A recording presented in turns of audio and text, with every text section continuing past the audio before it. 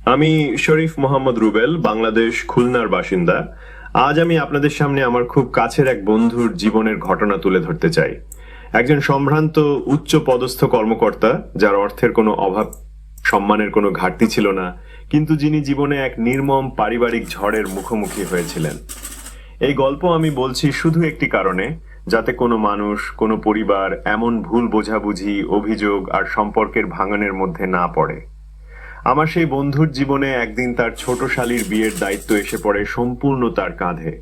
অভিমান, কষ্ট, বেদনা সঙ্গী হয়েছিল, কারণ শ্বশুরবাড়ির অনেকেই তাকে মিথ্যা অপবাদ দিয়েছিল, চুরির মতো মারাত্মক অপবাদ, যা তার জীবন, সংসার আর মনকে ভেঙে দিয়েছিল, চূর্ণ বিচূর্ণ করে।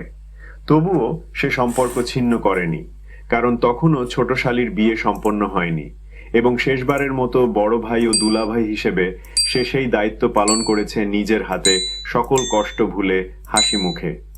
বিয়ের পর আমার বন্ধু সিদ্ধ পর হঠাৎ এক অদৃশ্য আগুন, অপবাদের তীর এসে ভেঙে দিল আমাদের জীবন।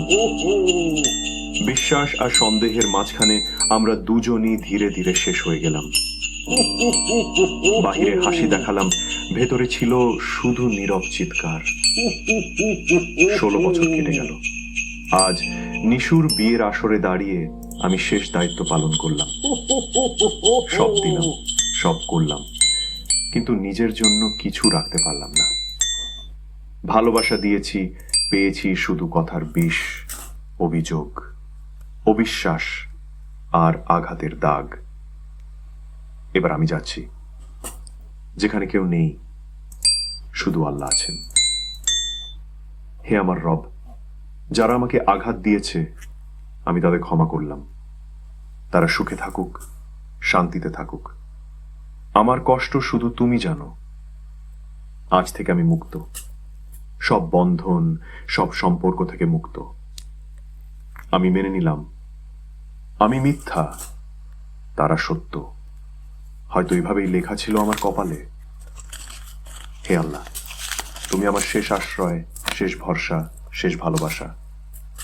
আমার ভাঙা মন তুমি জুড়ে দাও, আমার চোখের পানি তুমি দেখো, আমার সব গোপন কান্না তুমি বুঝো। সবাই ভালো থাকুক।